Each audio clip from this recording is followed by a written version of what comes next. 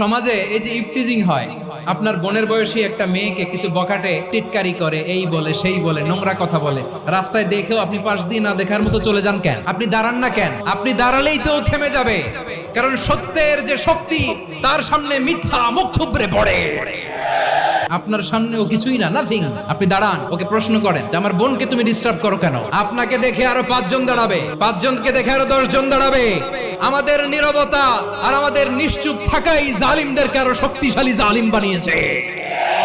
টেন্ডারবাজি, চাঁদাবাজি, দুর্নীতি, অপরাধ, দখলদারিত্ব, মজুদদারি, এগুলো সবকিছু একসাথে প্রতিরোধ করতে হবে, ঠিক কিনা বলেন?